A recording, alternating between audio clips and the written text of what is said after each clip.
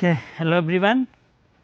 This is the module 1 and lecture number 2 of design of concrete structures KC 601. Okay. So, in this lecture we will discuss about the various design philosophies which we use in the practical. Okay. So, design of concrete structure KC 601 and myself Indresh Kumar Singh, faculty of Department of Civil Engineering BBD NIIT. Okay. So, this is the module 1 lecture number 2. Here we discuss about the some design philosophy of concrete structures. ठीक है. तो concrete structures की कुछ जो design philosophies हैं उनको discuss करने जा रहे हैं. In first lecture we have discussed about the introduction of the reinforcement concrete. Okay, that is also abbreviated in short RCC, reinforcement cement concrete. ठीक है. तो कैसे reinforcement cement बनती है वो मैंने आपको बताया था और सारी चीज़ें अभी आगे आप जानेंगे. कंक्रीट की अगर प्रॉपर्टी पढ़नी है तो आपको कंक्रीट सब्जेक्ट पढ़ना पड़ेगा, उसको पढ़ लीजिए फिर और समझ जाएंगे. हम ये देखेंगे डिज़ाइन की प्रॉपर्टीज़ क्या हैं कि कैसे हमने डिज़ाइन में इसको कंसीडर किया. तो जो टोटल आपका स्ट्रक्चर है कंक्रीट का आरसीसी का जो स्ट्रक्चर आप बनाते हैं उसके लिए 3 डिज़ाइन फिलॉसफी कंसीडर की गई हैं. उनमें से आपकी फर्स्ट वन है आपकी वर्किंग स्ट्रेस मेथड, सेकेंड है अल्टीमेट लोड मेथड, थर्ड है लिमिट स्टेट मेथड. ओके, हम इन 3 को डिस्कस करेंगे. इन तीनों से रिलेटेड आपका फर्स्ट इस मॉड्यूल फर्स्ट में ही हम वर्किंग स्ट्रेस मेथड से न्यूमेरिकल सॉल्व करेंगे, कुछ बीम डिजाइन करेंगे. लिमिट स्टेट मेथड से भी हम बीम डिजाइन करेंगे, टी बीम डिजाइन करेंगे, आपका रेक्टेंगुलर सेक्शन डिजाइन करेंगे. ठीक है. अल्टीमेट लोड मेथड क्या होता है ये तीनों चीज़ों के बारे में जानेंगे. तो आपको मैं शुरू करता हूँ, बताता हूँ कि ये तीनों फिलॉसफी क्या हैं और इनमें क्या डिफरेंसेस हैं. ठीक है. तो सबसे पहला जो है आपका वो वर्किंग स्ट्रेस मेथड है. ठीक है. This method of design was to oldest one. सबसे पहले कौन सा है? वर्किंग मेथड आया. It is based on the elastic theory. What is mean by elastic theory? बता रहे हैं. And assumes that both steel and concrete are elastic and obey the Hooke's law. आपने एक ग्राफ पढ़ा होगा, अगर देखो ध्यान से कि ये वाला ग्राफ आपने पढ़ा होगा तो इस तरीके से अगर ये अल्टीमेट तक बना है और यहाँ से बना रहे हैं, ये सीधी वो सॉरी यहाँ ऐसे बनेगी लाइन. ठीक है, एक मिनट. ठीक है. तो यहाँ पे बनाते हैं इसको इस तरीके से जो ग्राफ होता है. तो जहाँ तक बिल्कुल ये स्ट्रेट लाइन जाती है वहीं तक हुक्स लॉ फॉलो होता है. ठीक है. तो वो विद इन द इलास्टिक होती है. तो ये वर्किंग स्ट्रेस में ले लिया गया था कि हमें इसकी स्ट्रेंथ कहाँ तक यूज करनी है? With in the elastic use करनी है. ठीक है. वर्किंग स्ट्रेस का पहला पॉइंट हो गया इसमें कि वर्किंग स्ट्रेस मेथड में क्या होता है कि ये इलास्टिक थ्योरी होती है और एज्यूम किया गया कि स्टील और कंक्रीट की जो कैरेक्टरिस्टिक्स स्ट्रेंथ यूज करेंगे वो सब हम कहाँ तक करेंगे? जहाँ तक हुक्स लॉ ओबे करेगा. It means that stresses is directly proportional to the strain up to the point of collapse. मतलब ये हुआ कि जहाँ ये स्ट्रेन और स्ट्रेस कर्व है. ठीक है. तो स्ट्रेन और स्ट्रेस कर्व आप समझ लीजिए. एक मिनट में देख लूँ बना है कि नहीं इसमें. ओके. ठीक है. तो यहाँ पे नहीं है अभी. तो आप देखिए ध्यान से कि स्ट्रेन और स्ट्रेस कर्व में जहाँ तक स्ट्रेट लाइन रहेगी डायरेक्टली प्रोपोर्शनल रहता है वहीं तक यूज करते हैं. ठीक है. उसके बाद की जो स्ट्रेंथ जो भी मटेरियल की होगी उसको हम नहीं यूज करते हैं. तो based on the elastic theory the assuming that the bond between steel and concrete is perfect, permissible stress of the materials और ऑब्टेन्स. ठीक है. The basis of this method is that permissible stresses are not exceeded anywhere in the structure when it is subjected to the worst combination of the working load. In this method, ultimate stresses of concrete and yield stresses 0.2% proof stresses of stress are divided by factor of safety to obtain permissible stresses. देखिए इसमें क्या हुआ कि आपके जो factor of safety होते हैं वो 2 टाइप के. एक स्ट्रेसेस फैक्टर ऑफ सेफ्टी होता है, एक आपके लोड फैक्टर ऑफ सेफ्टी होते हैं. ठीक है. तो 2 टाइप के हो गए फैक्टर ऑफ सेफ्टी, जो आप ध्यान रखिएगा. जो हम यहाँ पे इस पूरे सब्जेक्ट में यूज करेंगे तो आप यहीं से याद रखिएगा पार्शियल फैक्टर ऑफ सेफ्टी जो हम यूज करते हैं तो एक स्ट्रेसेस और एक लोड बेसिस पे. ठीक है।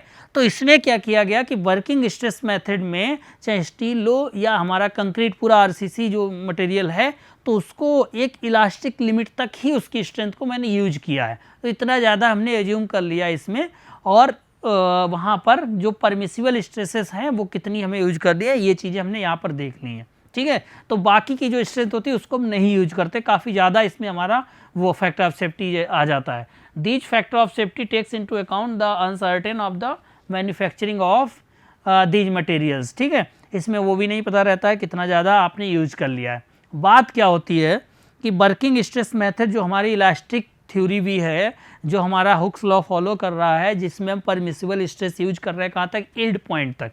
ठीक है, वर्किंग और लिमिट दोनों में ये ध्यान रखिएगा।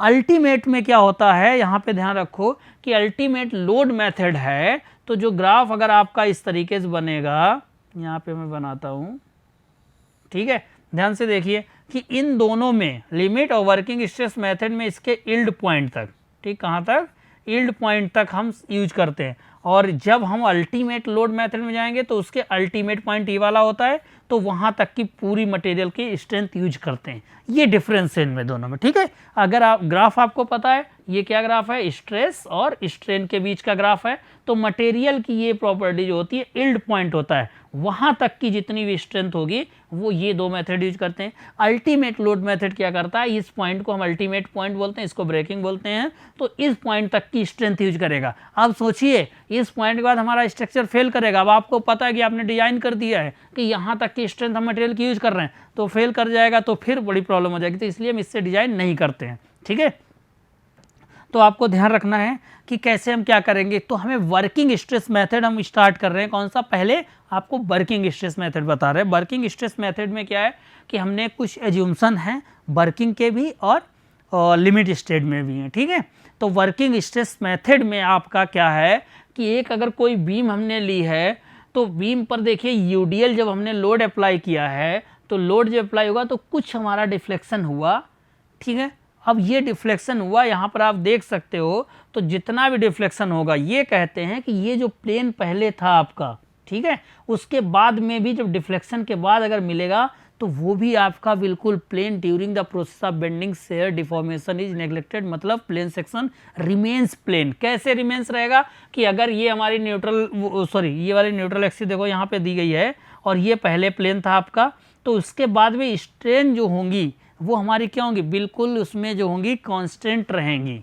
ठीक है, तो दोनों में यूनिफॉर्म डिस्ट्रीब्यूटर रहेंगे। ऐसा नहीं कि किसी पॉइंट पे डिफॉर्मेशन के बाद कम हो गए और किसी फाइबर पे ज़्यादा होगी, ऐसा नहीं होता है। तो ये एक लाइन जैसे ड्रॉ कर दूंगा स्ट्रेन कर्व में, तो वो एक आपकी यूनिफॉर्म रहेगी। तो प्लेन ऑफ सेक्शन जो होगा वो हमेशा आपको बिल्कुल, जो पहले प्लेन कट करोगे आपको बिल्कुल यहाँ से कट करें तो जो मिल रहा होगा, और इसके बाद जो यूडीएल हमने लोड अप्लाई किया उसके बाद में हमारी जो बीम थोड़ी डिफ्लेक्ट हुई, तो कुछ प्लेन हमारा ऐसे जाएगा, सॉरी यहाँ से जाना चाहिए इस पॉइंट से। ठीक है, तो वो आपका क्या रहेगा, बिल्कुल ही वो भी प्लेन ही रहेगा। ठीक है, लोडिंग के बाद में। तो ये एज्यूम्सन आपको लेकर चलना है। देखिए यहाँ पर आप समझिए। दूसरा, all tensile stresses are taken by steel none of concrete. बात ये कह रहे हैं कि सीधी सीधी बात है, आरसीसी में दो मटेरियल है, एक कंक्रीट और एक रेनफोर्समेंट। दोनों का अपना काम है कि कंक्रीट जो होगी वो जितने भी कंप्रेसिव जो स्ट्रेसेस आएंगी उन सबको बियर कौन करेगा, आपकी कंक्रीट। टेंसाइल स्ट्रेसेस जितनी आएंगी वो सभी कौन बियर करेगा, स्टील। हम इस तरीके से स्ट्रक्चर को डिजाइन करते हैं। ऐसा नहीं कि कंक्रीट के अलावा हम भी टेंसाइल ही कर लेते हैं, ऐसा नहीं, जबकि थोड़ा बहुत होता है, लेकिन नहीं, हम क्या करेंगे कि ये एज्यूम करके चलते हैं कि जितनी टेंसाइल स्ट्रेसेस हैं वो सब कौन बियर करेगा, आपकी जो स्टील वार हम टेंसाइल यूज कर रहे होंगे। ठीक है, दूसरा एज्यूम्सन ये हो गया आपका। तीसरा, no slipping between the concrete and steel. ये ध्यान रखिएगा कि बॉन्ड, हमने बताया था स्टार्टिंग में कि दोनों के बीच में बॉन्ड बहुत अच्छा होना चाहिए, स्लिपिंग कंडीशन नहीं होनी चाहिए। ठीक है, ये तीसरा एज्यूम्सन हो गया आपका। वर्किंग स्ट्रेस मेथड में हम बात कर रहे हैं। ठीक है, वर्किंग स्ट्रेस मेथड में आपका क्या है, आप देखते रहिए ध्यान से। वर्किंग स्ट्रेस मेथड में नंबर 4 पे मॉडुलर रेशियो हम यूज करते हैं। मॉडुलर रेशियो क्या होता है हमारा, वो होता है आपका जो इलास्टिसिटी आपकी कंक्रीट की होगी, मॉडुलस ऑफ इलास्टिसिटी आपका जो स्टील का होगा, तो उन दोनों का जो रेशियो होता है उसको हम डिनोट करते हैं कि एम से। M is the ES/EC। Okay, तो इसको IS कोड 456 2000 में आपका 280/3 सिग्मा सी भी लिखा होगा, ठीक है, कंप्रेसिव स्ट्रेस जो रहेगी आपकी वो कंक्रीट की। तो modular ratio m has the value of 300/3 sigma C L और सी एल क्या है हमारा अलाउएबल कंप्रेसिव स्ट्रेसेस जो होती है न्यूटन पर एम स्क्वायर में लेते हैं कंक्रीट की ड्यू टू द बेंडिंग, ठीक है। तो आप इससे भी डायरेक्ट मॉडुलर रेशियो भी निकाल सकते हो। नंबर 4 पे हो गया, इसको हम यूज करेंगे जब हम लोग वर्किंग स्ट्रेस मेथड से डिजाइन करेंगे बीम को, ठीक है। ये हो गया आपका चौथा एज्यूम्सन। तो जो एज्यूम्सन्स थे उनको हमने लिस्ट बनाई है शॉर्ट में। तो देखिए सबसे पहला है section which is plane before bending remains plane after bending, bond between steel and concrete is perfect within the elastic limit of steel, tensile strength of concrete can be ignored, concrete की हम क्या करेंगे ignore कर देंगे। Concrete is elastic, stress in concrete varies linearly from zero at the neutral axis to maximum at the extreme fibre. इसका मतलब ये हुआ है हमारा कि जैसे यहाँ पर आपका क्या हुआ, ये इसकी अगर न्यूट्रल एक्सिस है, ये हमारा वर्टिकल क्रॉस सेक्शन है, तो ये कह रहे हैं कि हमारा क्या हो रहा है कि इस पॉइंट पे सेंटर पे क्या है बिल्कुल जीरो रहेगी आपकी, और ये एक्सट्रीम फाइबर पे क्या होगा आपका इस पॉइंट पर, ठीक है। तो मैक्सिमम जो रहेगी वो स्ट्रेन हमारे एक्सट्रीम पॉइंट पर रहती है, ठीक है। तो ये आपकी इस तरीके से रहेगा, ओके। तो ये बात कह रहे हैं कि कंक्रीट इलास्टिक रहती है, स्ट्रेसेस जो रहेंगी हमारी वो वेरीज करती हैं linearly from zero at neutral axis and maximum of the extreme fibre पे, ठीक है। फिर हम नंबर 5 पे modular ratio has the value 280/3 sigma CBC, where sigma CBC क्या है, ये हमारी परमिसिबल अलाउएबल कंप्रेसिव स्ट्रेस है इन बेंडिंग जो कंक्रीट की है, ठीक है। तो according to Indian standard IS 456/2000, बात हम इसकी क्यों कर रहे हैं ये ध्यान रखिएगा कि हम जो भी कंक्रीट स्ट्रक्चर अगर आप बनाओगे तो वो उसमें आप एक कोड जरूर फॉलो करोगे, वो हर कंट्री का अपना होता है, वो वहाँ की लोकेलिटी उसके हिसाब से। वैसे इंडियन स्टैंडर्ड कोड है, कुछ चीज़ें उसने खुद बिल्कुल स्पेसिफाई कर दी, उसी के बेसिस पे हमको डिज़ाइन करनी है। तो जो इस समय आपको इसमें आपको यूज करना है कोड, वो आपका कोड है IS 456/2000, जिसमें permissible compressive stress in bending is concrete is 1/3 of the 28 days of cube strength of the concrete. इतनी कितनी परमिसिबल स्ट्रेंथ उन्होंने मानी है 1/3 ऑफ द जो आपकी परमिसिबल स्ट्रेंथ जो होती है क्यूब की 28 डेज पे हमको पता है कंक्रीट की स्ट्रेंथ मिलती है, ठीक है। क्यूब जो 150 mm का क्यूब बनता है उसकी स्ट्रेंथ जब चेक करते हैं, the corresponding factor of safety is 1.78 for steel and which is the applied on the yield strength of the steel. अब ध्यान रखिए, देखिए वर्किंग स्ट्रेस में क्या हुआ, इन्होंने क्या किया, जो कंक्रीट थी उसका फैक्टर ऑफ सेफ्टी इन्होंने 3 ले लिया और स्टील का 1.78 ले लिया, ठीक है। उसके बेसिस पे सारी डिजाइन कर दी। अब आप खुद सोचिए कि अगर हमारी 100 ताकत है, 3 से अगर मैं उसको डिवाइड कर दूं तो फिर कितना बचेगा 33, इतनी ज़्यादा इन्होंने वो कर दी, ठीक है। तो फिर आप समझिए इस तरीके से वर्किंग स्ट्रेस में हम काफ़ी ज़्यादा इकोनॉमिक नहीं पड़ेगा, बहुत ज़्यादा मटेरियल यूज कर देते हैं, ठीक है, उसकी स्ट्रेंथ सारी नहीं यूज हो पाती। ऐसा नहीं, कुछ स्ट्रक्चर्स हैं जो लिमिट स्ट्रेंथ मेथड से नहीं यूज हो सकते हैं, तो वो उसी से होते हैं, या IS कोड ने बताया है। तो आपको ध्यान रखना है कि क्या वर्किंग स्ट्रेस मेथड में हम इलास्टिक थ्योरी कहते हैं, कहाँ तक यूज होता है, क्या फैक्टर ऑफ सेफ्टी लिए हम इसका, और क्या एज्यूम्शंस है इसके। मेन ड्रॉबैक क्या है हमारा वर्किंग स्ट्रेस मेथड का डिजाइन के समय, कि it assume that concrete is elastic which is not true, क्योंकि कंक्रीट इलास्टिक नहीं है, ये सही बात नहीं है। 30 मिनट का सेटिंग उसमें शुरू हो जाती है। तो ये एक हमारा एज्यूम्शन था कि हम वर्किंग स्ट्रेस में इलास्टिक लेकर चलते हैं। It uses factor of safety for stresses only, मैंने बताया 2 फैक्टर ऑफ सेफ्टी आपको यूज करने हैं, एक रहता है factor of safety of stresses और दूसरा रहता है factor of safety of load, ठीक है। कि हम लोड में अगर फैक्टर ऑफ सेफ्टी मल्टीप्लाई करके चले तो कुल लोड बढ़ जाएगा, तो जितना डिजाइन करना है उससे ज़्यादा कि हम डिजाइन करेंगे, और जितना भी आएगा लोड उस स्ट्रक्चर पे तो वो सेफ रहेगा। लेकिन वर्किंग स्ट्रेस मेथड में क्या है, जो फैक्टर ऑफ सेफ्टी यूज किए वो केवल स्ट्रेसेस के लिए किए, ठीक है, तो लोड वाला नहीं किए हैं, तो स्ट्रेसेस वाला किए हैं। ये आपका एक ड्रॉबैक है which does not give true margin of safety because we do not know the failures load. अब इसमें क्या, हमें ये नहीं पता है कि फेलियर लोड कितना हो जाएगा, तो सेफ्टी ऑफ पॉइंट सर्विसिबिलिटी के लिए ये ठीक नहीं है। It does not use any factor of safety with respect to the load. तो ये बात ध्यान रखिए, it means there is no provision for uncertainty associate with the load. Working stress method में क्या हुआ, जो फैक्टर ऑफ सेफ्टी यूज किया गया वो स्ट्रेसेस वाला यूज किया गया। अब स्ट्रेसेस को अगर हम डिवाइड कर दें, उसके बाद में जो हम कोई उसकी स्ट्रेस यूज करके अगर मटेरियल बना रहे हैं, डिजाइन कर रहे हैं, तो इसमें लोड का फैक्टर ऑफ सेफ्टी और नहीं अलग से यूज किया गया, ठीक है। तो फेलियर्स ऑफ लोड वाली कंडीशन नहीं आपको पता रहेगी, ये वर्किंग स्ट्रेस का रहता है, इसीलिए हम काफ़ी ज़्यादा यहाँ पर मटेरियल यूज करते हैं। Does not account for the shrinkage and creep. अच्छा, और क्या इसका ड्रॉबैक है वर्किंग स्ट्रेस में, कि जैसे कि आपने स्ट्रक्चर बनाया, शुरुआत में तो आपको सब कुछ सही दिख रहा है, धीरे धीरे धीरे धीरे क्या होता है कि महीना लग जाता है, साल लग जाता है, कुछ कंक्रीट श्रिंक कर जाती है, उसमें क्या होता है क्रिप्स आ जाते हैं। तो इसमें क्या होता है, जो हल्के हल्के दरार पड़ जाती हैं, वो सब इसमें कंसीडर ही नहीं किया गया वर्किंग स्ट्रेस मेथड में। श्रिंकेज का कोई कॉन्सेप्ट नहीं, क्रीप का कोई कॉन्सेप्ट नहीं, तो ये इसके ड्रॉबैक थे, ठीक है। आई होप कि आपको वर्किंग स्ट्रेस मेथड समझ में आ गया हो गया, ठीक है। तो वर्किंग स्ट्रेस मेथड में क्या है, this method use uneconomical section. इस मेथड में दूसरी ये भी है कि ये अनइकोनॉमिकल रहता है, ठीक है, उतना इकोनॉमिकल सेक्शन नहीं रहता। क्यों नहीं रहता आपको मैं बता चुका हूँ कि अब मटेरियल हम बहुत ज़्यादा यूज कर डालते हैं इसमें, ठीक है, और इसलिए ये क्या होगा कि उसकी टोटल स्ट्रेंथ यूज नहीं कर पाते हैं स्ट्रक्चर में, ठीक है। तो इसलिए ये मेथड क्या होगा, अनइकोनॉमिकल सेक्शन हो जाएगा। It pay no attention to the condition that arise at the time of collapse. कोई भी उन्होंने वो भी कंडीशन नहीं बताई, क्योंकि लोड फैक्टर नहीं यूज किए इन्होंने, ओके। जैसे लोड अगर कुछ होता तो लोड में अगर हम लोड फैक्टर यूज कर देते मल्टीप्लाई करके, तब हम उसने लोड के लिए डिजाइन करते, तो वो कुछ हमारा सुटेबल रहता, हमें पता रहता कि इस पे जाके हमारा कोलैप्स कर जाएगा। Working stress method is very simple, reliable, ठीक है। एक तो सिंपल है, रिलायबल होता है कि हम बहुत ज़्यादा मटेरियल यूज कर लिए, कोई टेंशन नहीं। But as per IS 456-2000, the working stress method is to be used only if it is not possible to use limit state method of design at currently. Okay, so Indian Standard Code for the design of RCC structures, that is the IS 456-2000, mentions clearly that we uses the working stress method only whenever it is not possible to use the limit state method of design. It means what is the limit state method of designs, okay? तो ये हम अभी आगे आने वाले lectures में बिल्कुल discuss करेंगे।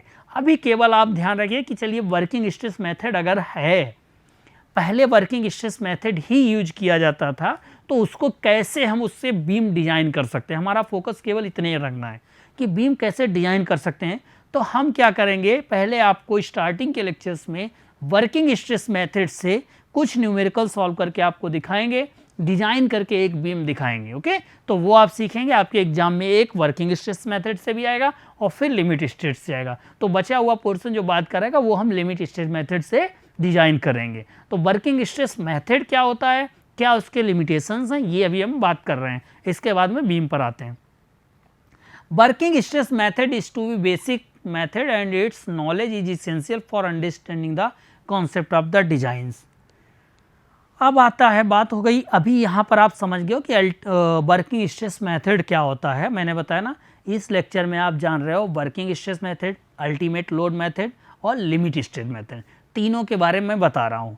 तीनों के बारे में जब बता रहा हूँ तो उसमें वर्किंग स्ट्रेस मेथड में मैंने बता दिया है कि वहाँ पे stresses factor of safety use किया गया, पहला पॉइंट।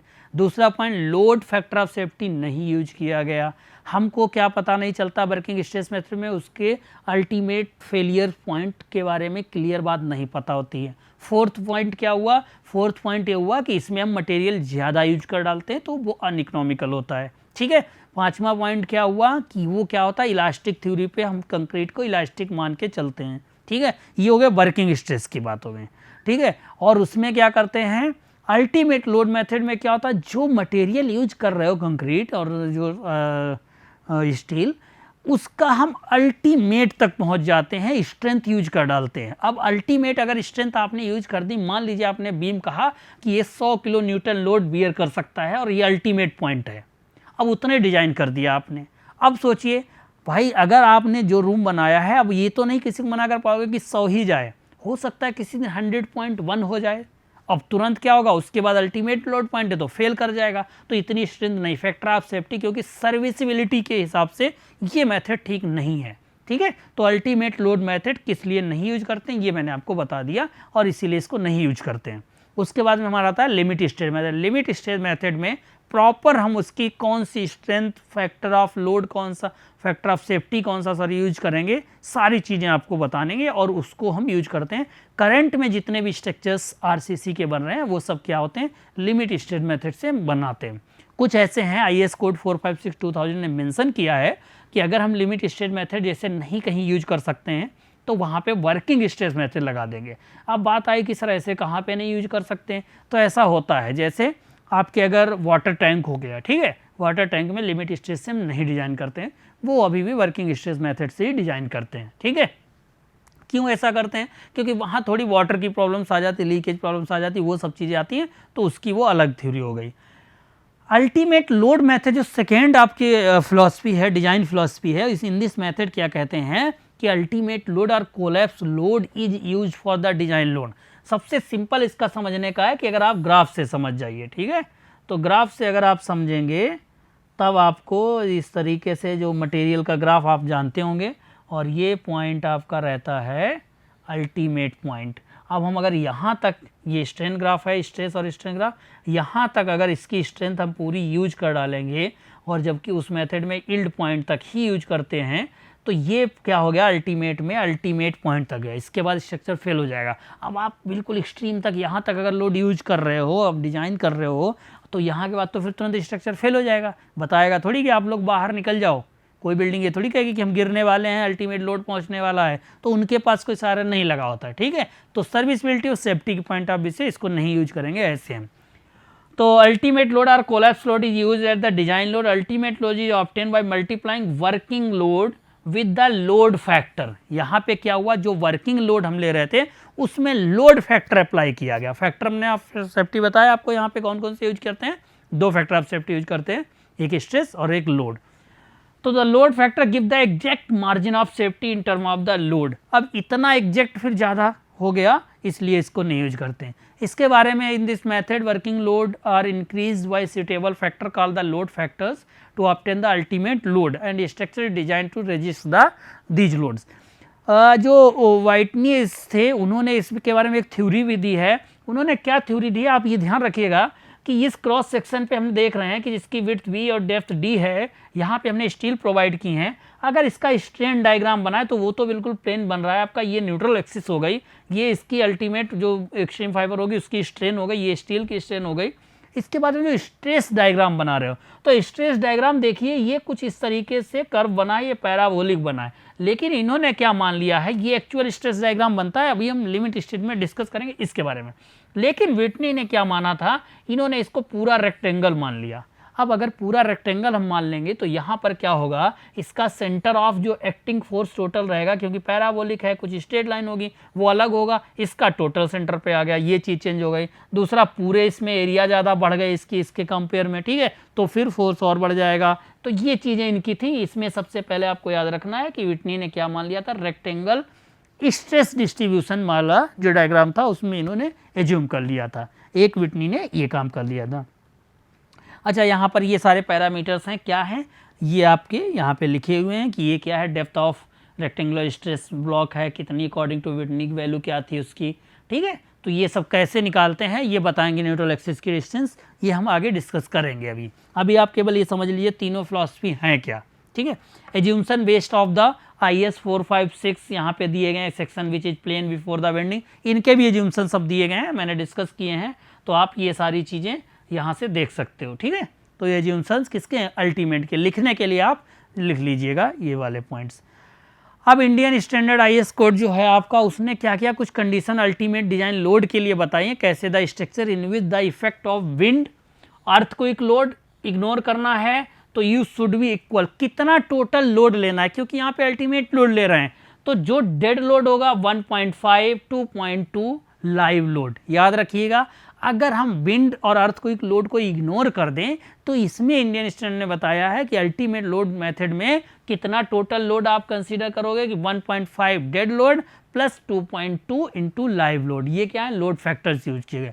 लेकिन अगर आपने स्ट्रक्चर में अर्थक्वेक लोड को कंसीडर कर लिया तब क्या आपका हो जाएगा 1.5 2.2 यही रहेगा, 0.5 विंड लोड भी आ गया, ठीक है, ओके। तो ये 2.2 आ जाएगा which is the critical condition, ठीक है, ये ध्यान रखिएगा।